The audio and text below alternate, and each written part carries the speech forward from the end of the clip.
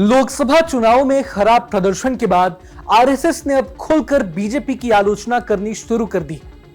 पहले संघ प्रमुख मोहन भागवत और अब आरएसएस नेता इंद्रेश कुमार के बयान के बाद यह साफ हो गया है कि आरएसएस और बीजेपी में मनभेद और मतभेद दोनों पैदा हो गए हैं। वैसे लोकसभा चुनावों के बहुत पहले से ही आरएसएस और बीजेपी में कई मुद्दों पर न सिर्फ असहमति थी, बल्कि पार्टी के कई निर्णयों का खुलकर संघ ने विरोध भी किया था। लेकिन तब बंद कमरे में बीजेपी के साथ उच्च स्तरीय बैठक में संघ नाराजगी जताता था, सुझाव देता था, लेकिन अब तो संघ ने सार्वजनिक रूप से अपनी असहमति और नाराजगी जताना शुरू कर दिया है, जिससे साफ हो गया है कि बीजेपी और संघ में सब कुछ ठीक नहीं चल रहा है। नमस्कार, मैं हूं रोहन शर्मा और आप देख रहे हैं न्यूज नेशन। आरएसएस नेता इंद्रेश कुमार ने लोकसभा चुनाव पर बड़ा बयान दिया है। एक तरह से उन्होंने बीजेपी को अहंकारी और विपक्षी इंडिया ब्लॉक को राम विरोधी करार दिया है। यही नहीं, इंद्रेश कुमार ने अपने बयान में कहा है कि जो अहंकारी बन गए उन्हें प्रभु ने 241 पर रोक दिया और जो राम विरोधी हैं उन्हें 234 पर रोक दिया। इंद्रेश कुमार के इस बयान के बाद अब देश की सियासत भी गर्मा गई है। यहां आपको बता दें कि बीजेपी और संघ के रिश्तों की इस खटास ने अचानक जन्म नहीं लिया, बल्कि इसकी शुरुआत खुद बीजेपी के अध्यक्ष जेपी नड्डा ने लोकसभा चुनाव के दौरान की थी, जब नड्डा ने संघ की जरूरत को नकार दिया था।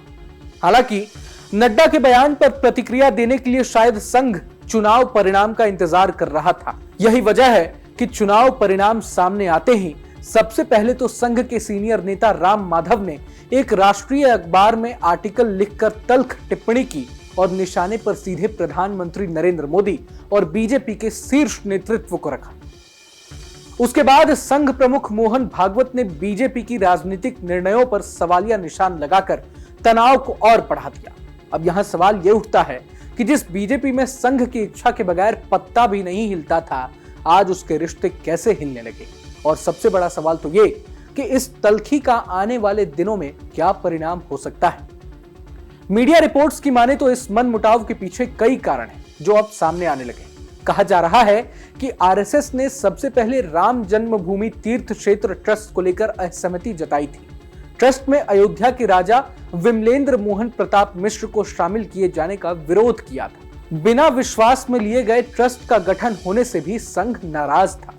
चुनाव अभियान में बीजेपी द्वारा संघ के साथ कोई संवाद नहीं करना, बीजेपी द्वारा उन पार्टियों और नेताओं के लिए अपने दरवाजे खोलना जो कभी संघ के घोर विरोधी थे, उन नेताओं को बीजेपी में शामिल करना जिनकी भ्रष्ट और आपराधिक पृष्ठभूमि थी, ये भी सब संघ की नाराजगी का कारण बना। यही नहीं, बीजेपी द्वारा चुनाव अभियान में संघ से ना तो सलाह ली गई और ना ही संघ को सहयोग देने के लिए कहा गया। चुनाव प्रचार से संघ के कार्यकर्ताओं को नहीं जोड़ा गया। टिकट बंटवारे में भी संघ की उपेक्षा की गई। रिपोर्ट देने के बावजूद गलत टिकट दिया गया।